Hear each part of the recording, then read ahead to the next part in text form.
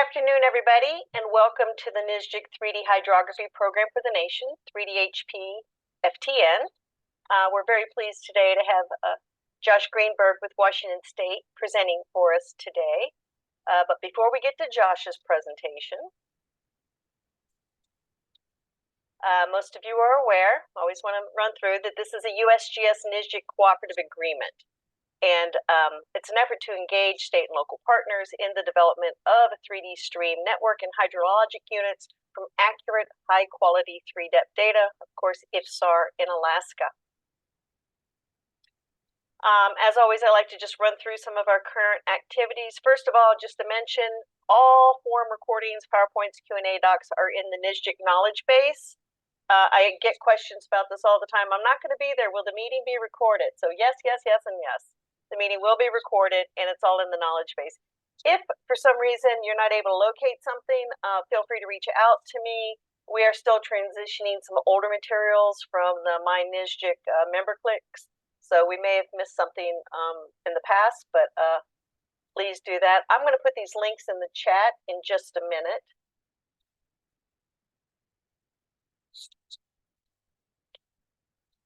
Oops, I think I skipped a few here. As most of you are aware, there is also a 3DHP for the Nation interest group. This is a general interest group to discuss activities. We had a meeting on March 20th, and that meeting recording PowerPoint are posted to the NSGIC knowledge base. You can, if you're interested in joining that group and you're not a member, you can go to mynsgic.com and it'll require you to log in.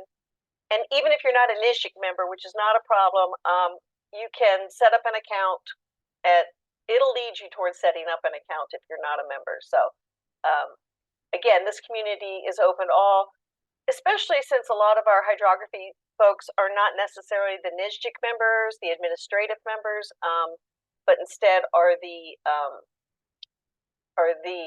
technical people or the subject matter experts. I'm going to go off video here for okay.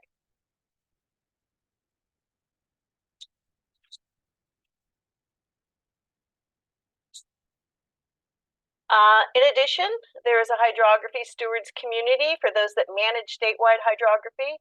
If your hydrography steward or hydrography staff are not involved in that community, we encourage you to please send them this link. Again, I'll go ahead and put these URLs in the chat now.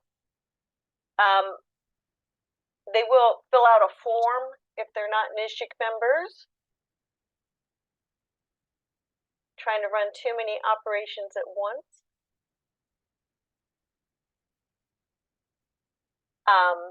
They'll fill out a form and then they'll be invited to the community.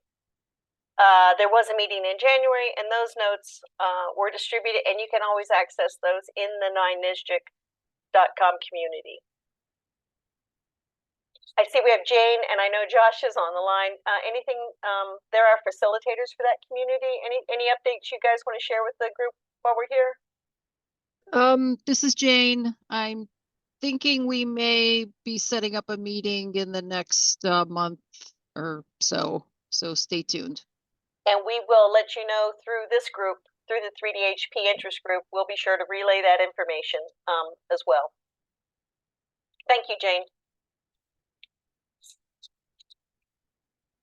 Current activities, as most of you are aware, especially if you joined the interest group meeting last month, we really need your contributions to this proposed culvert mapping good practices document. We're trying to come up with a minimum attribute set, some proposed practices, and it means nothing if it's not vetted with the community. So we're really asking you to join in there. In addition, we've got, as most of you are aware, at the hub, there is the 3D hydrography experiences. Your contributions are needed there as well. And you can access both of those resources through the 3DHP info hub. And that link is there on the community, and it's in the chat. We are also actively working with the 3DEP team to expand the existing 3DEP planning guide to include 3DHP. There's so much overlap between the two, but there are divergent points. So we are developing a 3D NTM data acquisition planning guide. That draft is in development just a heads up, I was talking to Josh a minute ago.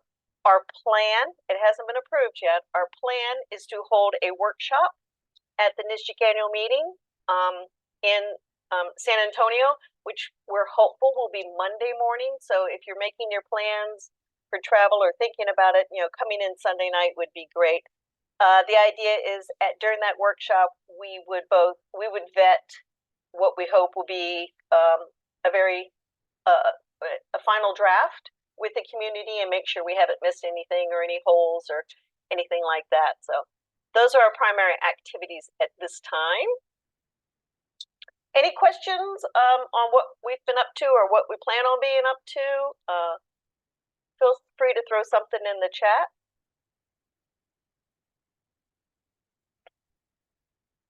All right, then. Well, with that, I am going to introduce our speaker. I'm also going to mention that you should put put questions in the chat at any time. I capture those and we'll address them after the presentation.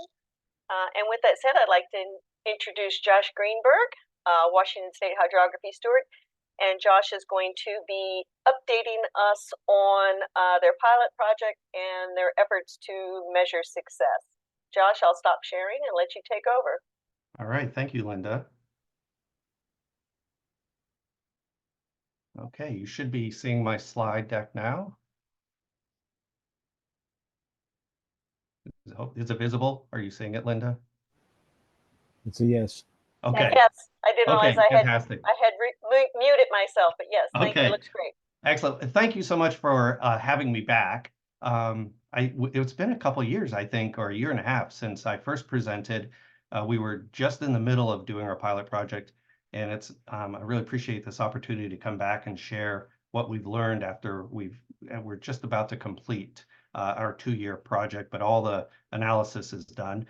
And I just want to say thank you to Linda and Phil and USGS for allowing us to have this opportunity or this forum, because I've learned so much from it, and I get so much out of it. It's nice to have a chance to share what we've learned as well. So today I want to be focusing on our pilot project. However, I'm going to be there's a lot to it, and I'm going to be skipping over parts, but I will cover some of the highlights. I also want to talk about data gaps that we've discovered and supporting change. Those are kind of the 3 topics I'd like to talk with you today. First off, our stakeholders. So within Washington, we have been trying very hard to gather hydrography stakeholders together. And we've been doing that in a couple ways. Even though I'm with Washington Department of Ecology, we've identified the hydrography program as kind of a statewide interest. And that's partly why we branded ourselves as WSHD, Washington State Hydrography Dataset, not the Ecology Hydrography Dataset, because we're trying to create something that benefits everyone. And it's been great that we have over 150 stakeholders who are regularly participating in our quarterly meetings, giving us feedback, and they have a diverse jobs that they represent, whether it's state agencies, tribal, or even local government. And it's interesting that 40% of our stakeholders are local government. However, in a survey several years ago, we discovered that none of the local government, cities or counties, are actually using NHD for their work. So this is a group, it seems like there's a lot of interest in a more accurate hydrography. And when we have done surveys, accuracy has been the top priority of our stakeholders. They've also mentioned that they're interested in connected attributes and accessibility and communication, but always accuracy is kind of a deal breaker. If it's not accurate, they really are not interested in participating. I'm going to be talking a lot about our pilot project, and we wanted to mention we have a lot of information on our webpage. I just put the link into the chat, but we have story maps, we have reports, PDFs that can be downloaded, and even links to recordings that have been made. So lots of information that have a lot more detail than what I'm going to be going into today in this presentation. But I do want to take some time to talk about our pilot project, which was a state-funded 2-year project to look at how can we improve stream mapping within Washington State. What's interesting is when we wrote this proposal, 3DHP was it was something we knew was coming, but there were no specifications. There was no deadline to NHD. We actually wrote the proposal as a way to do just general elevation-derived hydro to feed NHD. So a lot has changed in the last 2 years. It's sometimes interesting to reflect how rapidly it's changed and how exciting some of the developments have been. But our main goal at the beginning of this was to determine, does elevation-derived hydrography provide information that would be useful for updating? And I know that sounds, that maybe, especially now, sounds kind of silly, but there's a fundamental difference with how elevation-derived hydrography is creating hydrography maps versus how it's been done in the past. And that is, it's completely a model. It's a model predicting where we expect water to be based off of the Earth's surface collected from LIDAR. We're not actually measuring water. We're not using imagery to detect water. This is just a model to predict how water should flow. And we had some doubts that this was going to be very accurate and be sufficient to improve on its own, be enough to improve our hydrography statewide.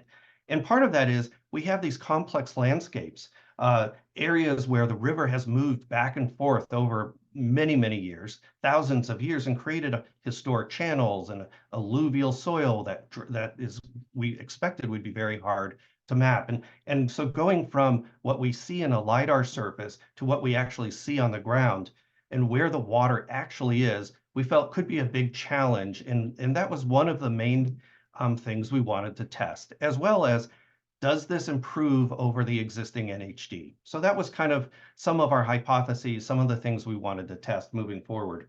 We picked a Huck 8 watershed, the Stillaguamish watershed. It's just north of Seattle, south of the Canadian border. It was a very nice watershed since we had full LIDAR coverage at QL1. It had a variety of land cover types, everything from forestry and high elevation down to agricultural areas and some development down on the west side of this watershed. And I'm going to just jump right into the results. And the results that I am talking about primarily are going to be from our contractor, NV5, who was doing elevation-derived hydro to meet USGS 3D-HP specifications. Now, some things that we did outside of that were to evaluate other elevation-derived hydro approaches, but I'm not really going to get into that as much today. Mostly I'm going to be focusing on the results that we got from NV5 and our accuracy assessment of that data.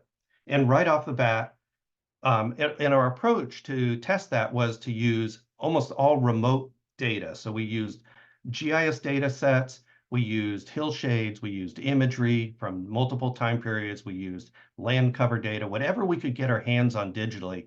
However, we did limited field checks. We did 3 days of out in the field observations using a GPS, but the majority of what we did was remote. And however, we went through every single segment, 7,000 miles of newly generated elevation-derived hydro.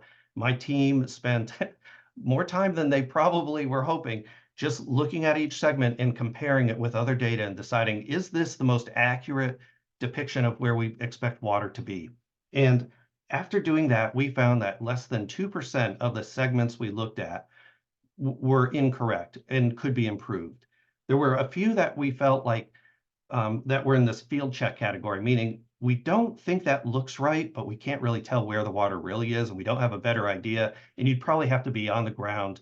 But that was also under 2,000 of these total 72,000 segments. So a very small majority did we determine to have errors or even be in that questionable field checks. And I will admit, I was pretty surprised at these results. Some of the other things that we found of note, a doubling in the length of those blue lines. Now, some of that is because probably there's this difference in definition of the blue lines from NHD to 3D-HP, but in all, we also found that there were just a lot more blue lines. Some of that was actually from just the same stream being delineated more precisely with with a smaller measuring stick, if you are familiar with the fractal properties. And we found that some of these named streams increased up to 18% in length. So there's the two factors that contribute to the extra length. One is just more blue lines, but also that the blue lines have more detail, which gives them more length. Another analysis that we were interested in is how different is the elevation-derived hydro from the NHD. And in this case, we assume the new elevation-derived hydro is accurate. So essentially what we're measuring is how far away was the NHD data from this. And to do this properly, we had to compare stream to stream. So name stream to name stream was kind of our main approach to doing this. And we just did some buffers so we could get an idea of what distance categories was NHD away from the elevation-derived hydro. And we found that the significant part of the elevation-derived hydro was within 50 feet of the NHD, which is quite good. However, there were definitely areas where it started to get further and more and less accurate. And this is also, though, only looking at the large streams. So we thought, well, what if we looked at some of the unnamed streams and we went through and did some conflation ourselves? And that's where we found that there was a lot more error. In the smaller streams, we saw distances that went from 50 to up to 400 feet and greater distance away from that original stream. So elevation-derived hydro is a significant improvement, particularly for the smaller streams. And I think that makes sense because those smaller streams are the ones that are harder to measure from remote sensing, probably obscured from trees in the upper elevation. So this wasn't too surprising. But we were interested also in finding where are those additional blue lines? Are they in the lower watershed, which is primarily agriculture, or are they up in the hills? And when we did this, we did a comparison of what streams, which of the blue lines, the new elevation-derived hydro, was not within 50 feet of the original NHD. And we found the majority of those new blue lines that were not previously mapped or close to the old NHD, almost 80% of those were up in the high elevation, and 22% were in the lower elevation. So most of the new streams we're seeing in the upper watershed. The other thing, and I wish I had an answer for this, but we were surprised at how there's going to be some conflation challenges. So, and we discovered this in that previous process where we were looking at distance from stream. It's fine when you have something like on the left-hand side of this image where the green line, which is the old NHD, is pretty close to the blue line, the new elevation-derived hydro. You can kind of visually say, this is probably the same stream, but it gets challenging when you have a stream like on the right-hand side where this NHD is almost perpendicular and there's now 4 elevation-derived hydro streams, and trying to figure out what name, what ID, what information needs to go from NHD to the new elevation-derived hydro is a challenge. And I wish I had an easy answer because proximity isn't going to work. And I think it's unfortunately going to take a lot of visual inspection and maybe even some new field work to come up with these conflation answers. The good news is this is not the majority of what we saw on the landscape, but it is an exception. And so it makes it very challenging to have any hope that we're going to have automated conflation across our landscape. We also took a little time to look at the polygon data, the water bodies, and which were water bodies and water areas in NHD and how they compare with the EDH water bodies. There was only 50% overlap, only 50% agreement between EDH and the old NHD water bodies. 30% of the area in elevation-derived hydro was new. And then, as you can see in this example, it's likely because the rivers move, and that explains a lot of it, just temporal updating of the data, which was necessary. But we also found areas, and I'll talk about that a little bit later, where they're just in a different location as well. And so here's one of those examples.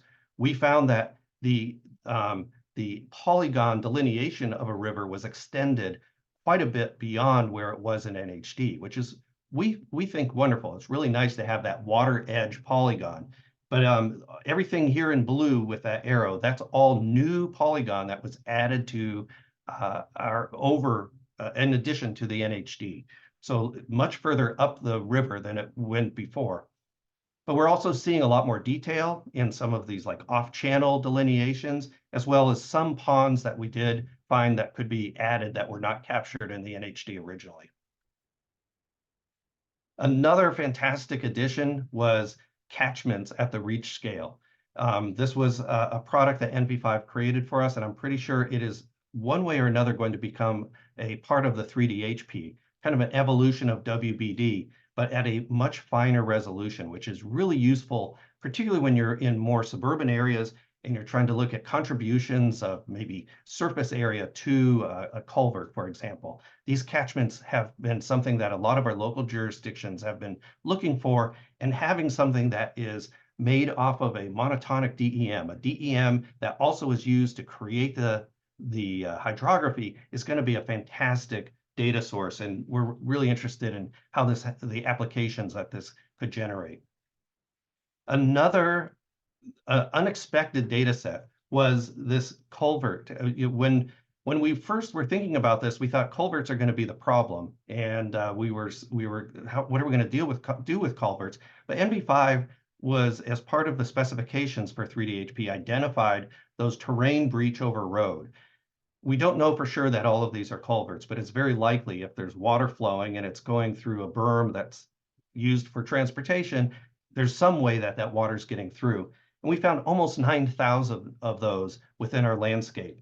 Culverts are a big deal in Washington State, whether it's a barrier to fish passage or just a potential flooding problem. So having this as a location information that is connected to the hydrography, I think is going to be a real advantage moving forward.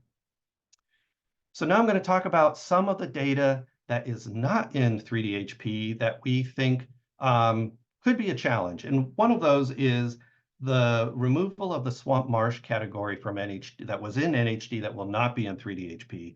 And the plan is to move towards NWI. And it makes sense. The swamp marsh category was not always a perfect delineation in the old NHD. Probably it came originally from those 7.5-minute topo maps, but it was kind of, I honestly, in my heart, was hoping that we would have some new delineations of swamp marsh, and we don't. And the problem in Washington State is a lot of our NWI is 40 or 50 years old. And what we're seeing when we're trying to align the new elevation-derived hydro with this NWI is that we just do not have any agreement in lines. We don't have agreements in open water body edges. We don't have agreements on where the hydrography buffer is in NWI and where we actually feel the stream is in the elevation-derived hydro.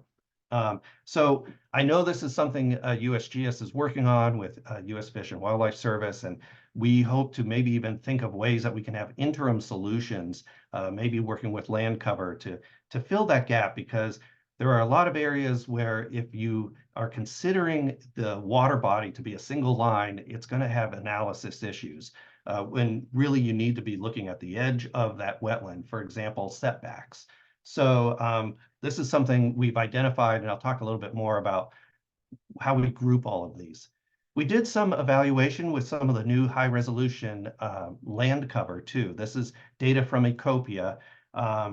This happens to be the vector version, so we were able to look at buildings, and open water is one of the categories. And what's interesting about open water in the Ecopia data set is it's not what's visible, it's what they are predicting the edge of the water to be. So there is a separate canopy layer. And so that gives us open water areas even underneath canopy. This seems like it's going to be very helpful. And one example is we were able to compare it with our elevation-derived hydro just as a check to make sure, does our water derived from LIDAR align with what we're seeing on the ground? And this made it a pretty easy way to compare these two data sets and identify areas where one or the other data is missing. And we actually are using this going forward in some of our spot checking when we get future data from NV5. This will be one of the things we can do to compare to make sure that the data is accurate. But the other thing that I think could be useful is this land cover can often give us a precursor or temporary data of where water has moved before, until kind of bridging the gap between when we can fly LIDAR again, get that approved from USGS, and rerun the 3D-HP or elevation-derived hydro. I imagine that could sometimes be a 5-year span where the river has moved, but it's going to be a while before we can update it. And I think this could be a nice little way to symbolize on maps where that water has moved, so people are aware that we know it's moved in the imagery, we know it's moved in real life. We're not going to be updating the elevation-derived hydro or the 3D HP for a little while until we get new LiDAR, but go ahead and understand that that river has moved. And I think that could be, I like to think of this as the purple stipples on the old 7.5-minute USGS maps. There was a period when updates were not in the, I think it was like in the late 80s and 90s, where updates were not occurring onto the original copper plate, but there was some way that the purple was showing that areas had changed. And that's kind of what I'm thinking this could be used as well. Another difference that we found, and this came out of some of our stakeholder needs, is the difference between where elevation-derived hydro meeting 3D HP specs, where that polygon edge of water is. It's the location of water at the time of the LiDAR flight. In Washington, that is often not at the peak or at the higher flows, which we call that kind of normal high water, a bank full width or an active channel. And that's often where our regulations begin. So if you're doing riparian setbacks, those start at the end of the ordinary high water, which we can estimate as kind of bank full width, not where the water was during the flight, because there's all this cobble on either side. So that is a need that I think we're going to have moving forward. Here's an example of the difference between bank full width and the 3D HP water body. The water body here shown in blue, and some of these pink areas, the cobble area where water would flow during high water, and how that, if you were to do setbacks, how that could affect the area that you're trying to protect or assess in your monitoring. So we started to think about how what are the missing? This is that gaps. What are the data gaps? And I think it's probably not realistic that 3D HP is going to solve all of our hydrography questions, but it works as a great framework to begin. It's that skeleton of a data set. But let's identify the other data that would be very helpful for our organization. It's going to be different for every state and every organization probably, but you're going to have some hydrography data or GIS data that you need to link. And so we started thinking, well, what is that? And I really was intending to create an amazing graphic like USGS. If you looked at the 3D NTM graphic, I love that. It's a beautiful visual of a 3D landscape. Esri has some beautiful ones, and I was going to try and create my own, and it failed miserably. I tried to get some help from my agency, but everyone was too busy. And one of my colleagues said, why don't you just sketch it? It'll be fine. Well, when I sketched it, this is what I came up with. Something that looks a lot like a fourth grader sketched it. And so I thought, okay, I'm just going to go with this, but to add a little whimsical touch to it, I added Richard Scarry just to help appreciate that this is probably not the best that could be done. But we're going to use this to talk about what is one hydro, or what is the big picture of hydrography data that could be integrated together as a solution for our assessments. And so I'm going to include what's in NHD or 3D HP, which is that flow line. Again, that's one of the main structures, as well as the water bodies. And both of those are going to be in 3D HP with improved accuracy, as we've determined, and really excited about that. But what about wetlands, particularly those wetlands that are physically connected to a water body or a flow line, where there's really water moving between the two? How do we identify those? How do we link those and demonstrate that connection, that hydrography connection?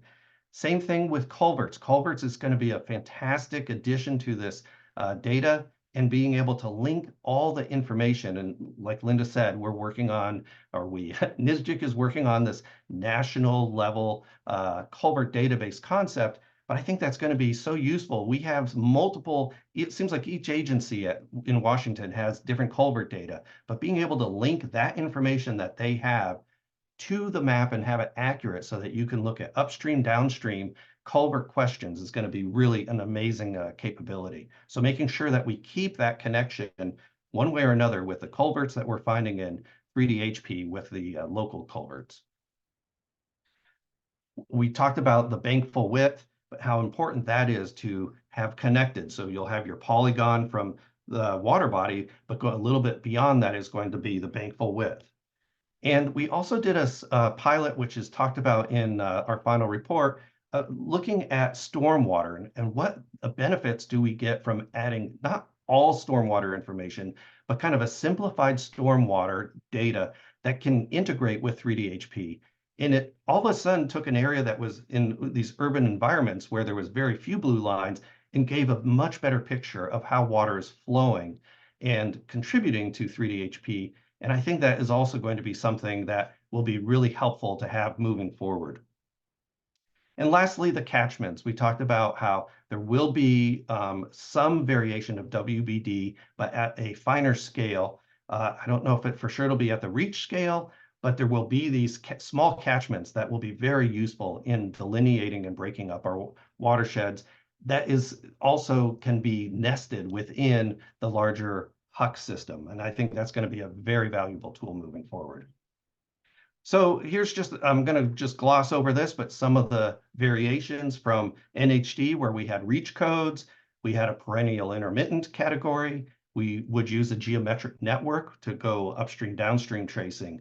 Moving to 3DHP, no longer unique reach IDs will persist across time, but there will be a main stem ID. And so that's going to be a transition for a lot of us. At ecology, we do a lot of linear addressing of information to NHD, where it's a measure up the reach. We're going to have to transition to a different way of connecting attributes. There's also going to be changes in stream order, partly because we're adding so many more blue lines, and we did some analysis that's in our report that shows when you add all those blue lines, you're going to change your stream order structure. But I'm pretty sure Steve has said, Steve and Sylvia and Sue have said that 3DHP will have stream order calculated. It's something that wasn't, and we used to calculate it. I mean, we have been calculating it within the state, so that'll be something that we no longer have to do if that works. And there, instead of perennial intermittent categories, there's going to be some measures of flow permanence. I know USGS is working on a national level solution to this, and in the Pacific Northwest, we're working with the U.S. Forest Service to maybe work with some localized observations through the flow per model that would feed a flow permanence model as well. So that's something we're looking at to maybe have more detailed or more accuracy or maybe different information within Washington State. So that's something that's still evolving. Then we have these Hydro Plus layers, stream initiation. Where does that begin? And trying to determine that based on some of the information. Some of that will come from flow permanence. Some of it may come from additional outside information. We also will be creating a trace network, which is the new Esri tool for upstream downstream calculations. It's the replacement for the geometric network. So we will be providing that as a solution-based data set. And then we have also embarked on a bankful width calculation. There's an agency that has been working with Western Washington University and Northwest Indian Fisheries Commission to it's a combination, it's a whole nother talk, but how they're delineating that bankful width. And they've got funding to do the entire Puget Sound and with the hopes of completing this for the state. We also talked about stormwater, which is really up to the local jurisdictions to help, but how that will be a huge benefit to integrate with 3DHP. So we're hoping to support that. We learned from our pilot project some guidance that we can give to local agencies and how that can work with our contractor to get that integrated. But you could also, we are working on channel migration zones, and I am still, I don't want to pretend like I'm working super hard, but it's always on my mind. How can we do some wetland integrations? And how can we do some updates that improve the wetland mapping and have it synchronized? Long-term, NWI is going to be a great solution for this, but when we're talking about doing a statewide update, we kind of need something more immediate as well. So that concludes, that's a very quick review of our pilot project. And again, we have a final report. It's a little over 70 pages. It's a PDF that you can download off of our webpage. Goes into a little bit more detail on a lot of what I talked about, including some, we did look at some basic geomorphon analysis and different ways that we could have done this, but things really changed when we moved to having a 3D-HP specification. That is our goal. So that was a game changer as well. But we have, gosh, it's almost a year ago, we put together another request from the state based off of what we learned in our pilot project to say, we were very happy with the results. This is going to be a great solution. We're not saying it's perfect, and there's always room for improvement, but this is a huge step in improving the mapping of hydrography and getting to that accuracy. We put together a proposal to do a 5-year plan just a month ago or 3 weeks ago. It was signed by the governor and approved by our legislators to go ahead and move forward on a statewide hydrography update using elevation-derived hydro and meeting 3D-HP specifications.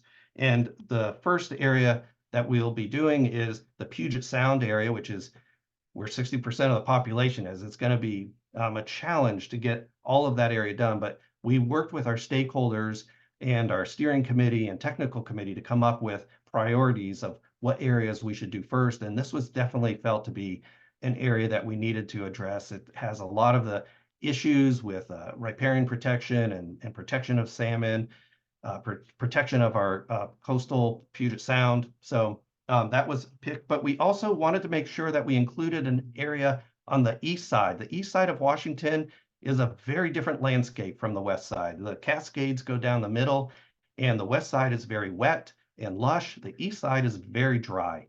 And so we wanted to do another pilot project to see how do things vary with this same approach on the east side before we start processing all of the rest of the east side in fiscal years 28 and 29 and even 27. So that starting July 1st, we will be doing the Puget Sound and this Walla Walla area as part of a 3D-HP update.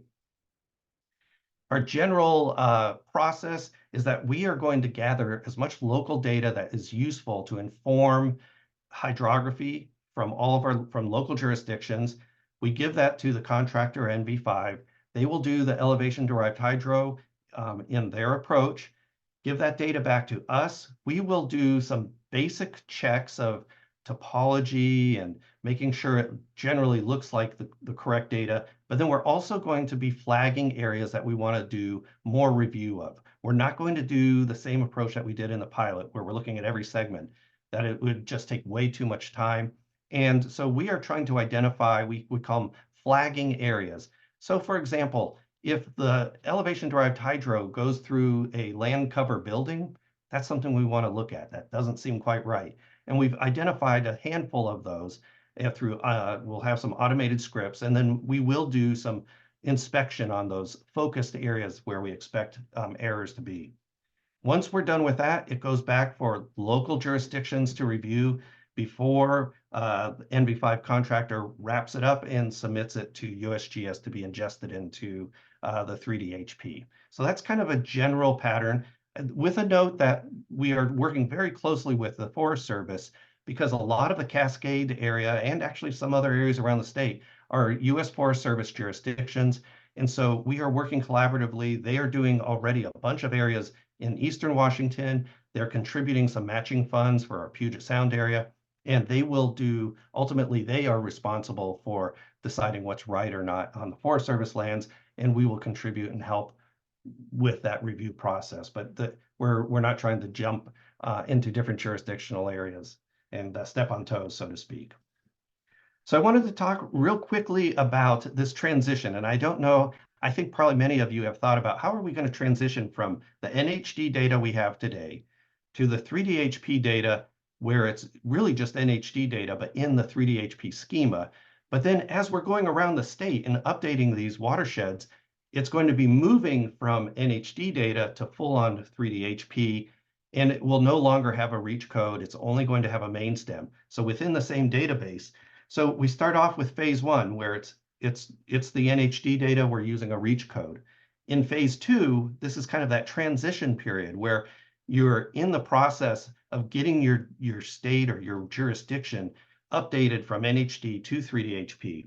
And during that time, you'll have both a reach code and a main stem ID, which will be nice. That allows us to do some crosswalk for updating some of our attribute data. But it's also a schema change. So that means Any applications that were built specific to NHD will need to be updated to this new schema.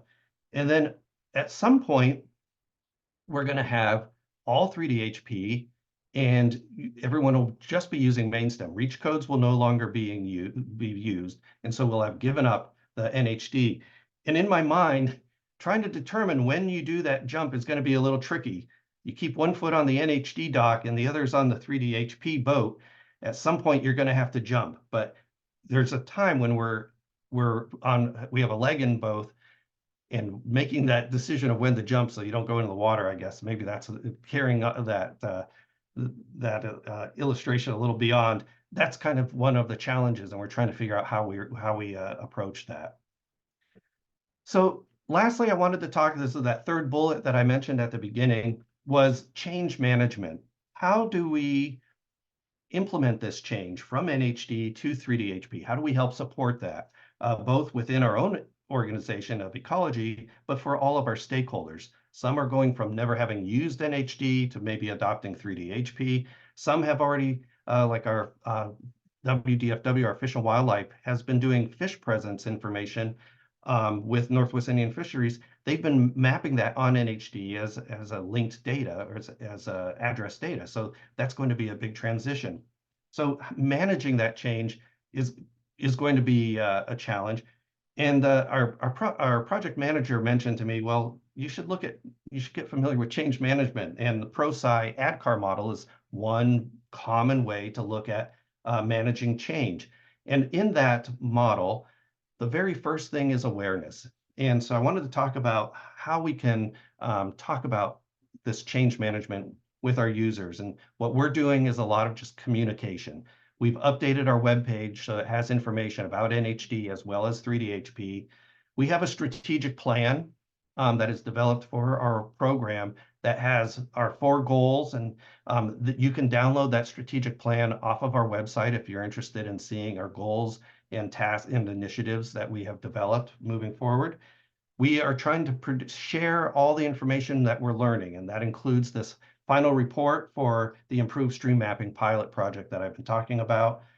Been doing lots of presentations, and it's always great to do a presentation and then hear back the feedback. That's often how you modify and get people more engaged, is listening and trying to see how you can change what you're doing so that you can adapt to make this data more useful for your stakeholders. And then we've had, through this pilot project, we've had committees. We had a steering committee and a technical committee that were very helpful in giving us feedback and listening and making sure we're on the right path. And having that kind of advisory group moving forward, I think, is going to be important. And then lastly, we are working on an implementation plan that kind of shows how we plan to move forward over this next 5 years, gathering elevation-derived hydro that would get implemented into 3D-HP. So that's awareness. That's been our approach, is lots of information, lots of talking, lots of listening. But the next thing that I thought was interesting is desire, because we know that our stakeholders say that they want accuracy, they want connected attributes, they want accessibility. And honestly, I've been very focused on just building a wonderful hydrography data set, make it accurate, and that should be enough. But I started to think, but what if they don't use the data? What if everyone says, well, we want accurate, we want something different, but they don't use it? And it's the old saying, you can lead a horse to water, but you can't make them drink.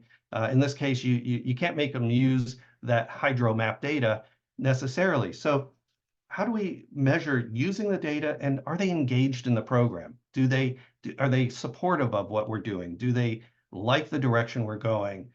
Or, the other extreme is, are they complaining about us?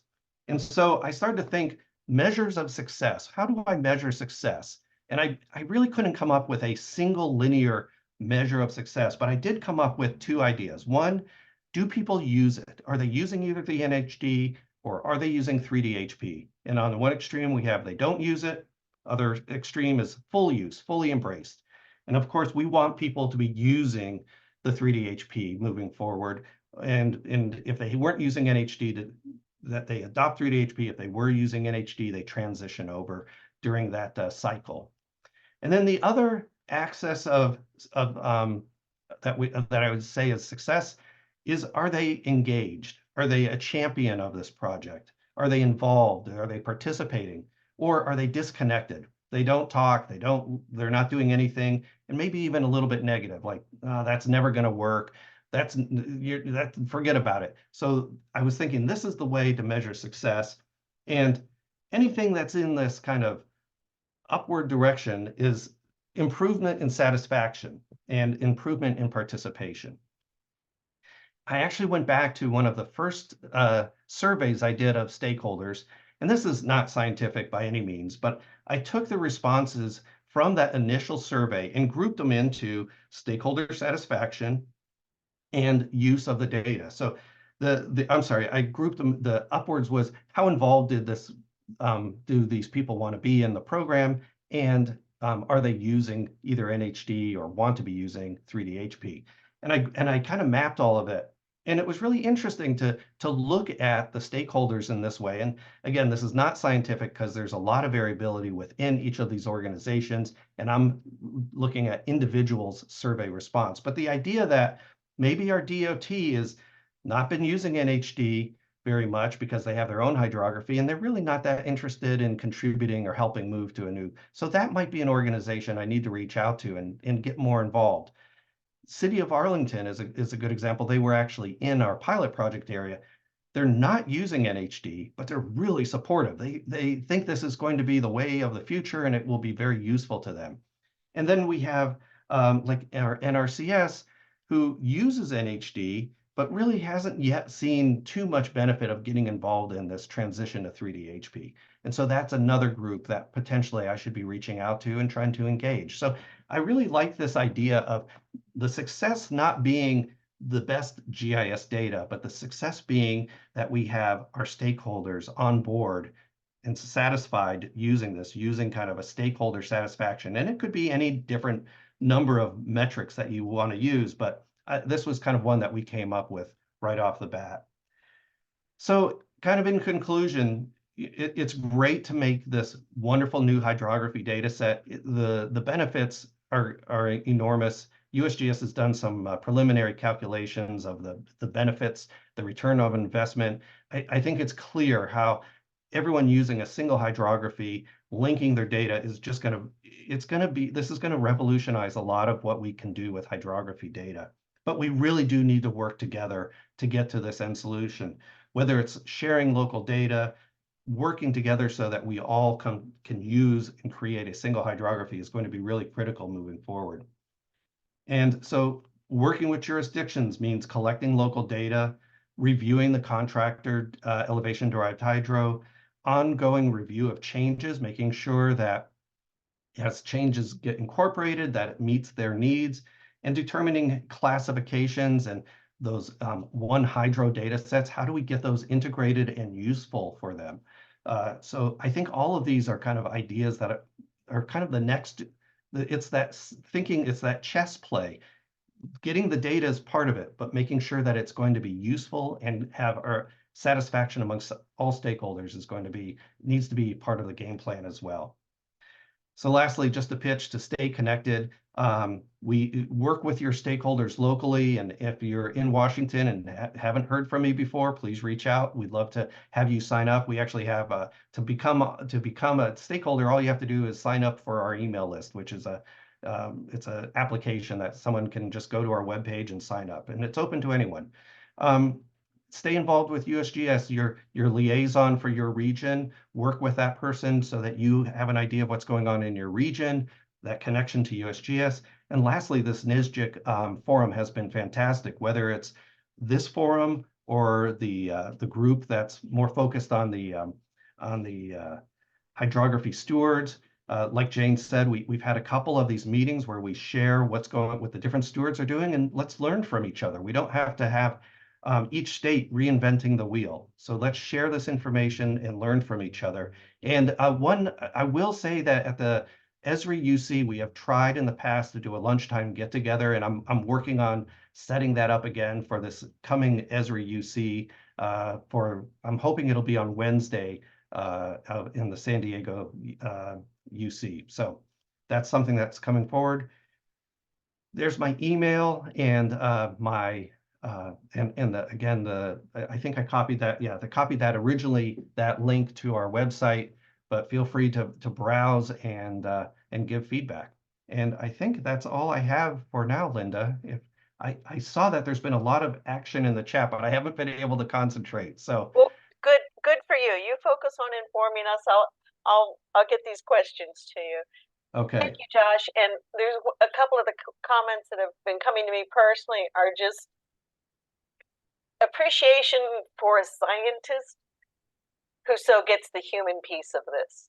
I mean, the fact that it's not just, oh, this was the statistical analysis of the streams, but you're really thinking about usability and stakeholders. And I think we're all grateful for you for setting the example in that area. So thank you. let's get to some questions. Sean asks, how has your state agency reacted to all of the additional mapping of features, more blue lines? What's the impact been? I will admit there is some hesitation, particularly with forest practices, where there's required setbacks.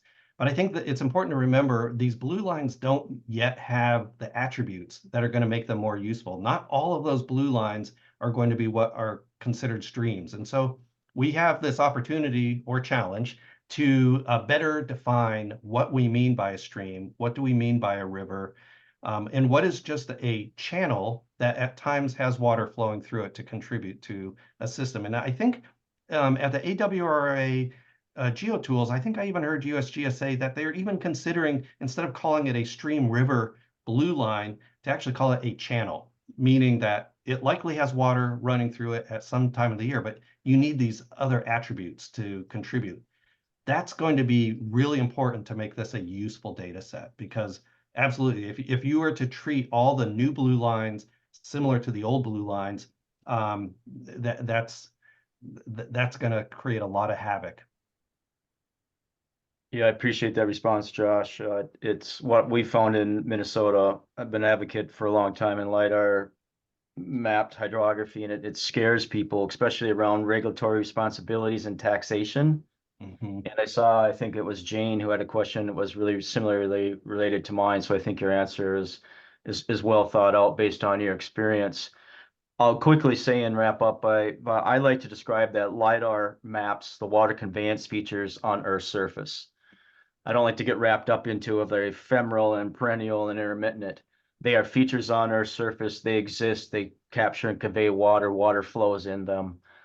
And I think all of us would benefit by not scaring people by mapping the blue lines as you described. So thank you for your answer. I'll stop.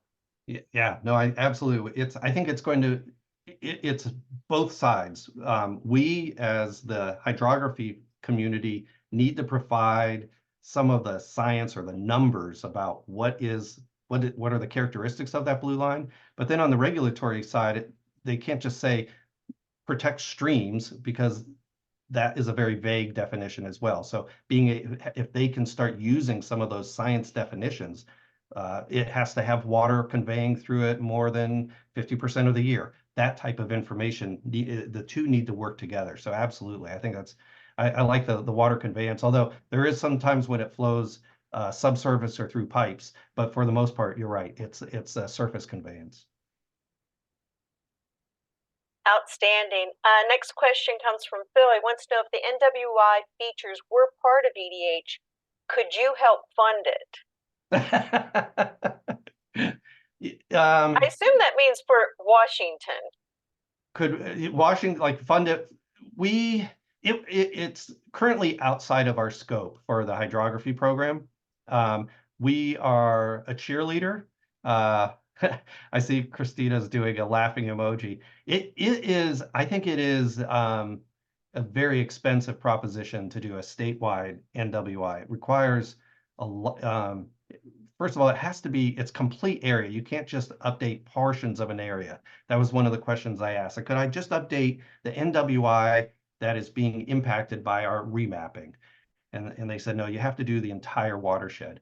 So it would be very expensive. And what I'm hoping, one of the ideas that I've been thinking about is we've heard from Nate Harold before with the high resolution coastal change analysis program. Maybe some data like that could be a step in the right direction. But yeah, I don't see us cheerleader pom-poms is about as close to funding as I will get, I think, with our program. All right. Jane added questions for anyone regarding NWI. NWI data is still being created with heads-up digitizing using imagery. Am I right? How will the match up with 3DHP? I don't know if we want to toss that one to USGS. I know they've had discussions with NWI. Yeah, I mean, I can, if Steve can come off, but I know that is one of the big challenges is how do you combine imagery, which could also be different time periods, with LiDAR data. But I also think even even just having common definitions is going to be a challenge. Like how do you define the water's edge? Right. Because one's based off of visual water and the other one's based off of elevation information. Steve, yeah, go ahead. No, I mean, so the 3DHP is, and NHD before, it was really sort of fundamentally a network model. It's about connectivity. It's about moving water across the landscape, where NWI is really more of an ecology land cover kind of data set. And there are some kind of fundamental differences between not just how they're mapped or what source data is used, but really the intent of creating those models. That said, we do meet with NWI actually typically twice a month to try to work out some of these things, some of the differences between the way we define open water, for example. Maybe we get to common definitions for those features that cross. Maybe we can get to common definitions for channels as sort of narrow linear features in NWI. Mm-hmm.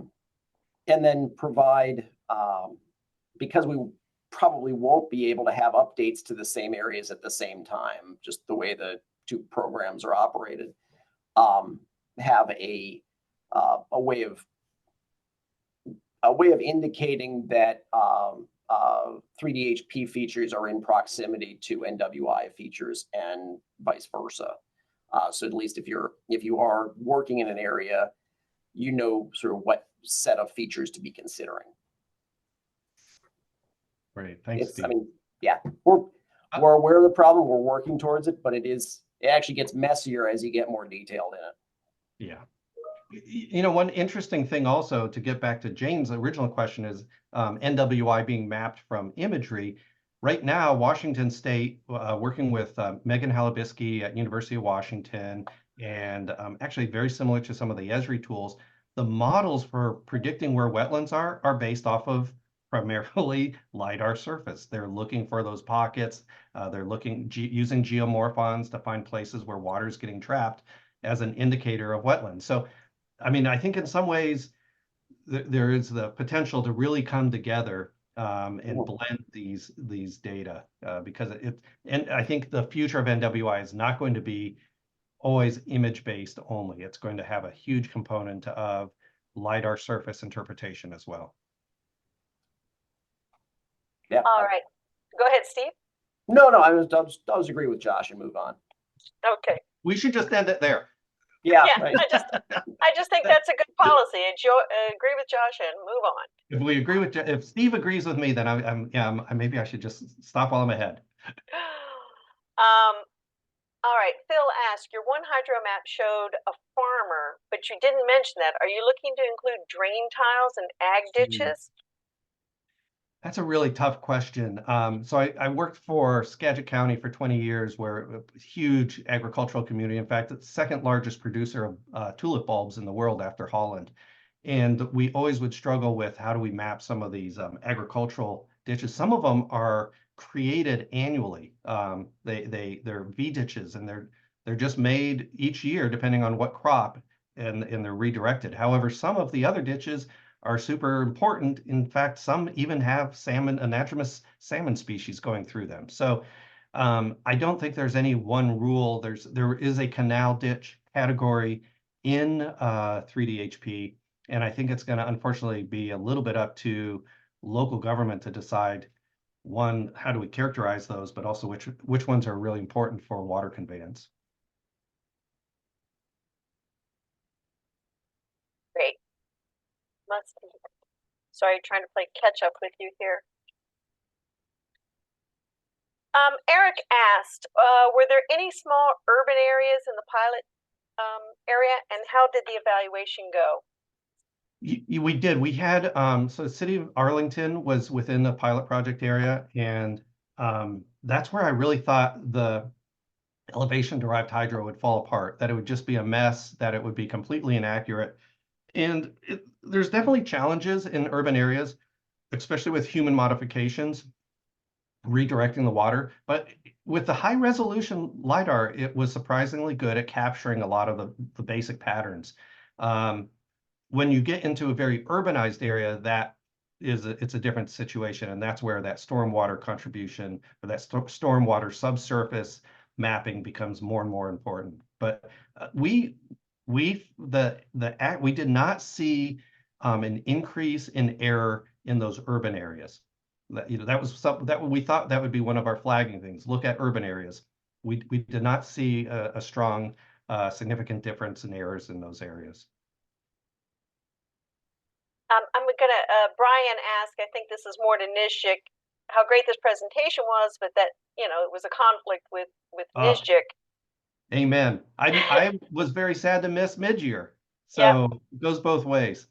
So could we avoid the same overlap in the future? And yes, certainly it's something that all of the organizations I think look at, but trying to get back to, they do as much as they can, but these things are planned so far in advance, Yeah. yet the dates are not published until it's confirmed. So, but we have if we already have our NSGIC dates on the website, so.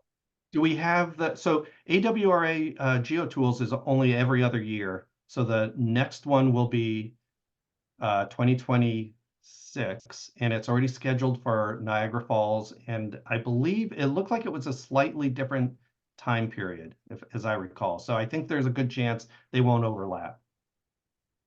Well, that's good news. Jennifer asks, can you talk about your funding partnerships and strategies for utilizing 3D-HP? Well, what's the cost per square mile roughly? And how did you select your vendor? Oh man, those are a lot of good questions. There's a few things. Funding partnerships, I am open to all kinds of funding opportunities. So we're actually partnering with the Tulalip tribe, who has some BIA funding. They're doing some really interesting watershed type analysis. And sometimes it's who you know. So Steve Hinton and I have been working side by side for over 20 years. And when he heard the type of work I was doing, thought, well, if we're going to do some remapping of hydrography, we might as well do something that's going to have a long-term benefit. So that has allowed us to partner with them, and they're going to pay for the elevation-derived hydro in the next watershed down from the Stillaguamish. So that kind of, those opportunities come from just open communication. We're also partnering with a Forest Service is contributing, and as well the DCA funding through USGS. So, I mean, those are obvious. Those are the easy I don't want to say low-hanging fruit, but those are the easy ones. And then I'm sure there's going to be opportunities for EPA funding or NRCS. So just working with communities, especially when it comes to filling LiDAR gaps. I mean, it's going to be challenging to process an area if you don't have 3-depth ready LiDAR data. And so there's kind of an extra step that's outside of my funding. But so working together and trying to create collaborations, I think, is really important. Can I say one thing to that, to Josh? Yeah. Oh yeah, go ahead. I also think that, part of our strategy is recognizing that in order to actually get funding that requires us to have matching, it was going to be really challenging. And that's why we went to the state for a decision package to get funding through our state budget. Was really like, okay, well, we can apply for these things, but we need matching funds, and we don't have those matching funds. And recognizing, passing the hat and begging for a partner, for people to give us money was going to be a major challenge. And so we ended up focusing a lot on how can we help the state recognize that this is really important for everybody. Yeah. Was that you, Christine? Yeah, Christina, sorry. my This is boss. No, Christina. that's good, Christina. I appreciate it. Yeah, so that was just the easier route than trying to just patchwork it all together. Well, So- the patchwork is really challenging because of difference in timing, funding cycles. Our funding is July 1st to the end of June. USGS has a different funding cycle. Forest Service may have a different funding cycle. And so trying to get matching funds where everyone says, yes, this is a done deal, because it's kind of a game of playing chicken, and that can be really that can make the whole thing fall apart. So we were fortunate to ask for the full amount from the state and get that approved, and now we can add the matching funds to help that program. And So- Christina, just so I get the notes correct, do I understand? Basically, I heard your point is it's worthwhile putting extra effort into educating and outreaching your state decision makers. Then that energy was well spent. Absolutely. Okay. So strategies for utilizing 3D HP. I didn't really talk about this, but it is in our strategic plan to help develop tools, or at least a process for connecting attribute data to 3D HP.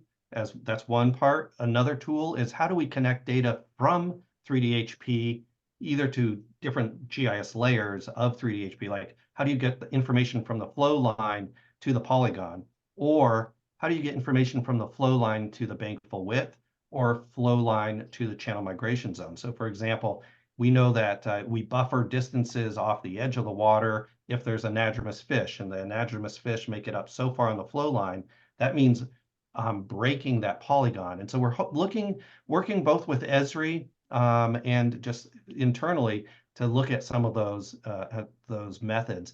And lastly, I think, and this is because I am not a GIS line analysis expert, but how do you analyze different data sets, different attributes that are on your line? What are the tools and the mechanisms to graphically show those and statistically analyze them to come up with results? And so we're hoping to have a little bit of a toolbox around that as well. And that's in our strategic plan, our 3 to 5 year goal. So nothing that we're going to have immediately, but I think those are the opportunities where we could really learn from each other, because those are going to be common across the entire nation for stakeholders. So Right. Eric said, was the pilot area QL2, any plans for QL1? We've been really lucky. Our Department of Natural Resources at Washington, led by Abby Gleason, who's in my mind kind of a LiDAR rock star, has done an amazing job of getting data for Washington, and made a decision at some point to get QL1 statewide. We have almost complete coverage across the state at QL1. So I think that's a big advantage when you're doing 3D HP to have the QL1. We did, in our pilot project, we had some data that was older from 2013. And I was a little bit concerned that going from older data to newer data, you would have seams or real visible differences in the quality. And we did not see that. But that's partly because NV5 goes back and recreates the surface based off of a point cloud. So they're not merging raster data together. They're actually recreating that DEM off of the point cloud. And I think that's probably an important step. Can you state that one more time? That Yes. what NV5 did? Yeah, so most of these projects are going to probably require mosaicing the LiDAR data from different flights. And if you were like me, I'm an end user, I have a 1 meter DEM from different flights, and I would try and merge those together. That almost inevitably is going to create seams in your final mosaic. And what NV5 does, and they are a LiDAR provider, so they have the tools to do this, they go back and get the bare earth points and recreate the DEM from those based on the most recent point for any specific area. And I mean, I can say it like I know how to do it, but it's tricky. It's not easy to do. That's something though that they did as our contractor, and creating. There is there's a real beauty which we don't often talk about with 3D-HP, but getting that monotonic DEM, a mosaic DEM for, in this case, a Huck 8. So all the, I think we had 4 different LiDAR sources. All of that was mosaicked seamlessly. And when USGS is done, it'll be monotonic, that it'll be hydro enforced. So everything that anytime you drop a marble on that LiDAR surface, it's going to flow the same way that the blue lines show it to flow. That's a pretty amazing tool to have to do analysis in the future. So that DEM is not that's not a small part of the project. It's also not a small part of the output. And one of the things we're struggling with is now we actually have 2 extra LiDAR data sets. We have the pre-hydro enforced and then the one from USGS. There's all of a sudden there's additional storage issues with more LiDAR data. Gotcha. So you asked me to correct one part, and then I threw a whole bunch of new stuff in. I'm sorry, Linda, but that's no, that's good. It's going back to the point cloud to create a surface. It was the key part. I do get a recording, but it's easier for me to capture in the minute and Sure. check it.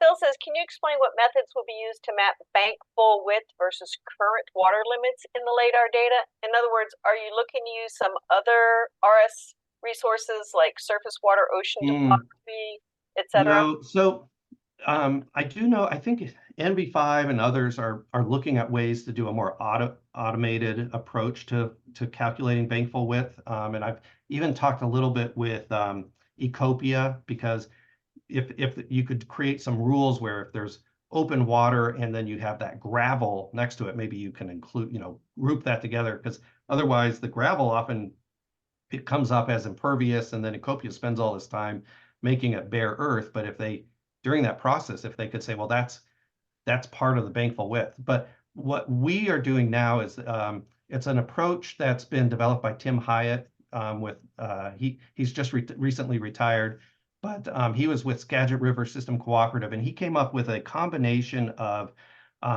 visually finding where the edge of that river was, the kind of the end of that cobble, and then using height above river contours. And so it's a combination of LiDAR data and visual inspection, but it goes pretty quickly because you can keep selecting that contour until you find that it no longer is representing that edge, and then pick the new contour. And doing that, they kind of manually go up and delineate those along the river. It's actually very helpful, though, to have the elevation-derived hydro first, and then do the next step. We did do a little bit of research trying to see if geomorphons could work, and there's some potential there, but it just had more errors than we were comfortable with. And this other approach came up with a very nice delineation. Great. Garth says his question is silly, but I doubt it is, and he has left the room, so we'll make sure we get back to him. Oh, the stakeholder survey? Yeah, that was a very simple. I think it was a survey 1, 2, 3, but I'd be happy to share what those questions were. It was simple, like, do you use NHD? Are you interested in using 3D-HP? Do you currently connect attributes to NHD? Something as simple as that, but I'd be happy to share those questions. So and Josh, I'm going to send this Q&A to you to edit anyhow, so you can follow up in that and okay. maybe provide a link or something. That sounds good. All right, lots of questions today. This is great. Jane asked, have you found anyone who's concerned about the data revealing too much information, in particular private timber, tribal lands? Mike did respond, that tribal entities have the option of excluding themselves from LiDAR. What was your experience? So far, honestly, in terms of tribes, they've been some of our biggest supporters. They have a strong goal in the Western Washington to protect salmon species and recognize that you can't monitor impacts on streams if you don't know exactly where those streams are. So, but for private and timber, honestly, I think it's a challenge. It comes down to those definitions again. So making sure you're clear and upfront with definitions and have a way to back it on the data itself. But what we've seen in the past is the timber company would have to go and redelineate the stream because we didn't have it accurate enough in a state system.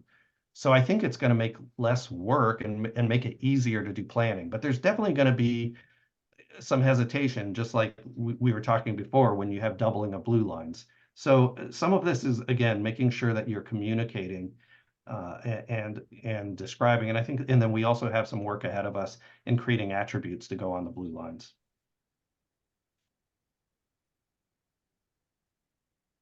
Right. Greg just added in here. I don't know if he wants to jump off, but he's talking about elevation-informed hydrology. Greg, did you have a comment or a question there, or just wanted to add that to the discussion? It was just a term I heard today. And you like yeah. it? Yeah, elevation-derived hydrography is what we do. But it's just that idea that we have to do some value added and think about things rather than just accepting the approach automatically, if that makes sense, and which is what we're doing anyway. Right. Great point. There is definitely room within the USGS 3D HP model, though, to, I mean, if you have clear information that the water at that time the lidar was flown goes a different path, there's definitely categories that you can use in the flow line to make the water go that way, whether it's in a pipe or subsurface or a canal ditch. Or so we do have some ability. It doesn't have to all be elevation, but for the most part, it is elevation informed. Yeah, I like that term also. Jane asked, has the EDH been submitted to USGS yet? And if not, when will that be? Will that be done by NV5 or you? I believe that's I believe USGS wants it from NV5. Our plan is to this was just a judgment call, but it felt like it was a little early to submit. And then also Steve has said that they're overwhelmed right now and wouldn't be able to get to it till maybe 2025 anyway. So I thought, well, let's just continue moving forward, get more HUCs. And we will probably, we've already identified one error we made, which was we made the contractor do the analysis in our own projection in a state plane. That turned out to be a mistake. So we're going to have to pay NV5 to do a little cleaning up, because what happens is when you reproject, the vector data and the raster data don't reproject. They have such small differences that it breaks the verifications that USGS does. So Sylvia Terziati was one who helped us figure that out. And so that's totally on us. We said it had to be done that way, and we learned our lesson. So that's, you know, we have to do a little processing on that pilot project area anyways, but we thought it would be best to submit a contiguous bunch of area and also learn, because there's been some changes since the pilot project started. So we can include some of those changes into the data before we submit it. Truly is pilot data, right?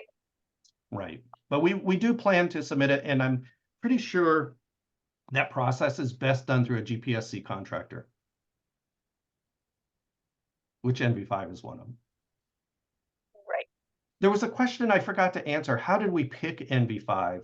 And to begin with, for the pilot project, there was in the LiDAR contract that was just recently reissued with our Department of Natural Resource, they said they did allow for some elevation-derived hydro off of the LiDAR. So NV5 was the winner of that, and because they fly the LiDAR, but also because that initial contract. So that's how we picked them for the pilot project.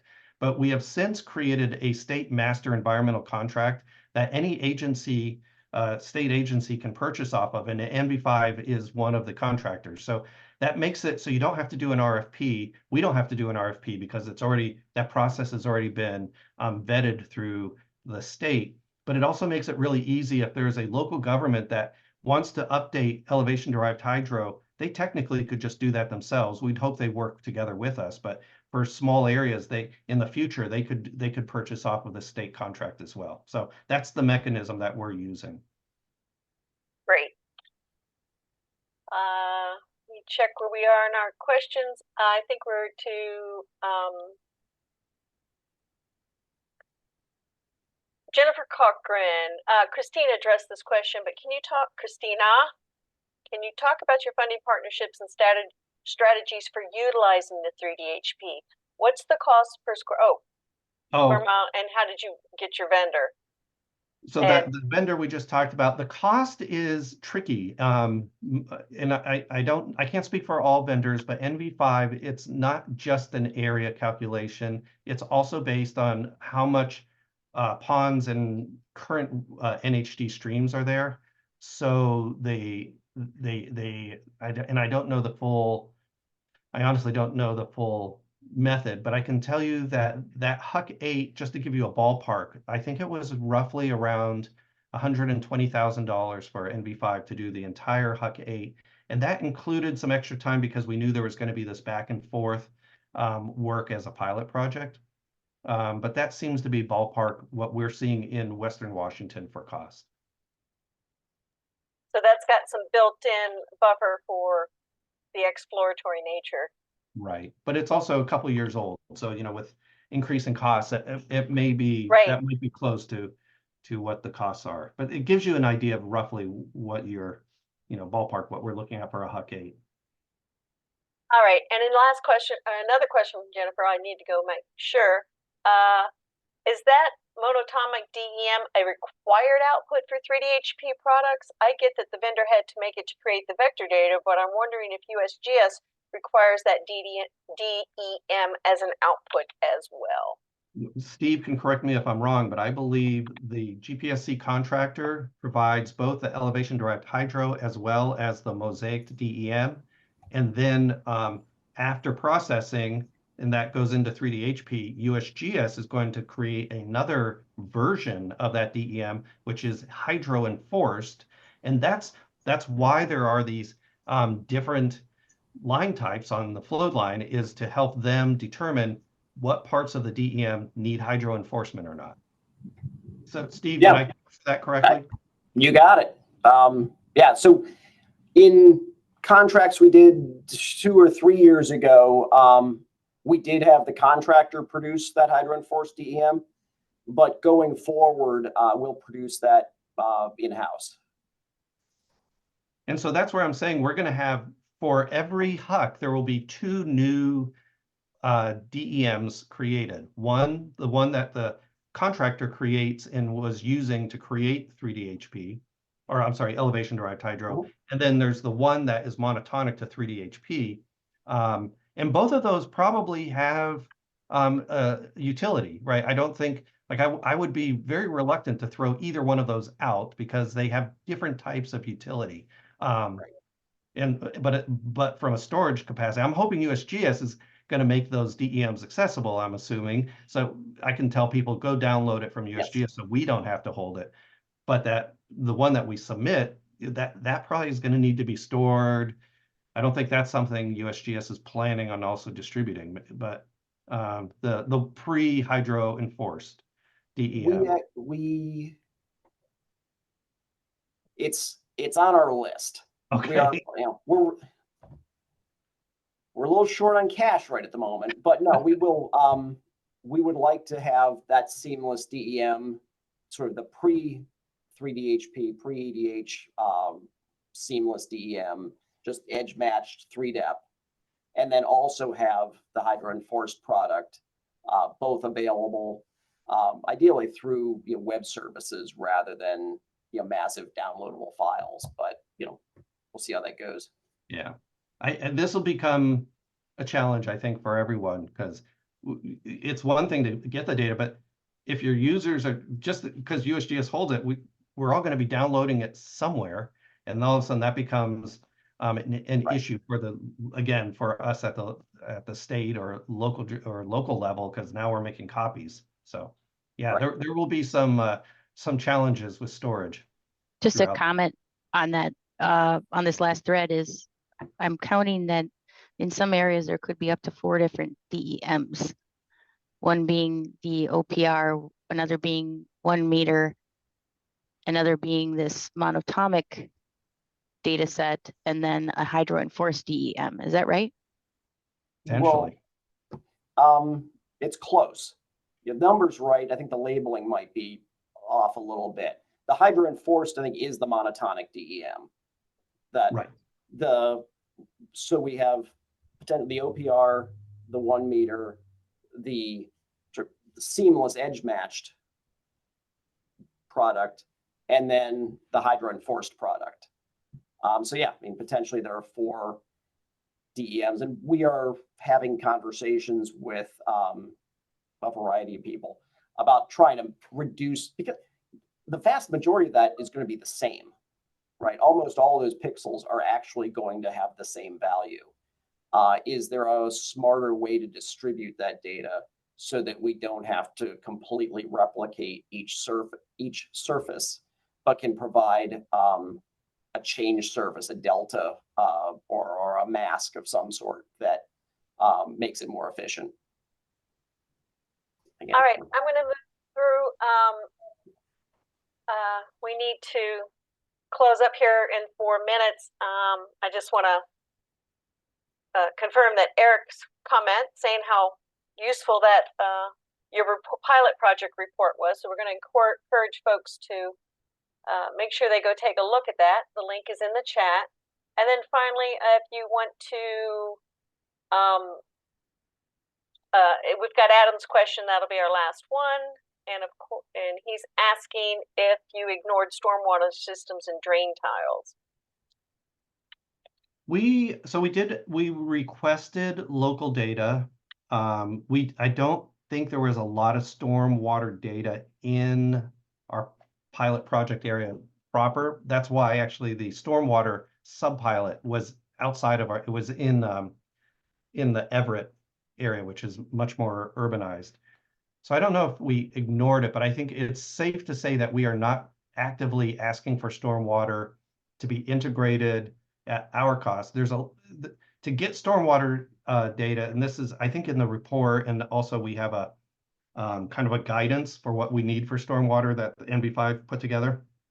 There's stormwater, but it usually is not completely in the format. It's not connected, and it has a lot of issues that prevent it from going into 3D HP. So there's some work required to get stormwater, and that's not something we plan on covering the cost of, but we are helping, encouraging local government to make that ready. So there is always a balance, I think, to storm systems when you're trying to do elevation derived hydro through urban areas, but because the water goes subsurface. But I think it's shades of gray is kind of what that's the way I view it. Thank you, Josh. Thank you all for your participation. This was a full hour and a half of questions and dialogue. So useful to the community, and always great when we have people that are on the bleeding edge coming in and sharing their experiences. So again, to the Washington team, Christina and Josh and Abby, thank you for your continued bleeding edge activities, and to the rest of you. So thank you. Jenny is on the call too. Jenny's on there too. Okay, yes. Great job, Jenny. We will get the Q&A doc to Josh to edit as soon as possible, and you can watch for this recording if you want to share it with others. Oh, Jennifer, you have your hand up. Did you want to say something? Oh, I think that was a mistake. Yeah, that's fine. Again, thank you all, and we appreciate it. And we'll see you. Oh, I forgot to mention next month. Let me see if I can share real fast. Meet you same place, same time next month, and we hope to have. Fortunately, I'm not sure if I'm sharing or not. Oh, I didn't hit the share button. Next month, May 15th, 3 to 4:30. Michigan's going to be back the same to update us on their lessons learned and lessons they're learning they need to learn. So we're looking forward to that. Thank you all.